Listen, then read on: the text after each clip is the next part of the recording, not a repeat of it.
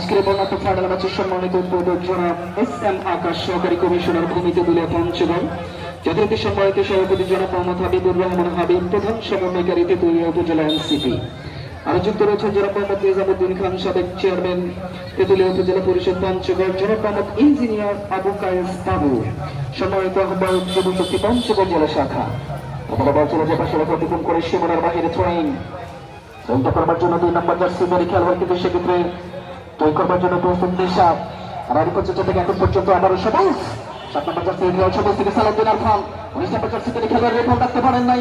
এই জায়গা থেকে এখন পর্যন্ত দুলালের কবজা বল কিছুটা হচ্ছে 10 থেকে দুলাল অবৈধ ট্যাকেল হয়ে গেল, আমাদের ট্যাকেল জনিত কারণ থেকে এখন পর্যন্ত 8 নম্বর জার্সি ধরে খেলোয়াড় হালিমের কবজা বল যাত্রা, কিন্তু সেক্ষেত্রে রাইটার প্রান্তটাকে ব্যবহার করে রাইটিং প্রান্তটাকে ব্যবহার করে আক্রমণ করে চলেছে করবার চেষ্টা, লম্বা করে ক্রস চলে যায় সরাসরি একেবারে গোল লাইন অতিক্রম করে সীমানার বাহিরে। দর্শক বন্ধুরা, পক্ষে বিপক্ষে আওয়াজ তুলতে হবে। যারা মাথা ফাটা রাইজিং সান কাটাদেরকে সাপোর্ট করছেন আপনারা আওয়াজ তুলবেন। সেই সাথে যে একতা এক্সপ্রেস বাংলা ভঙ্গ ইউপের দর্শক যারা রয়েছেন আপনারা আওয়াজ তুলবেন।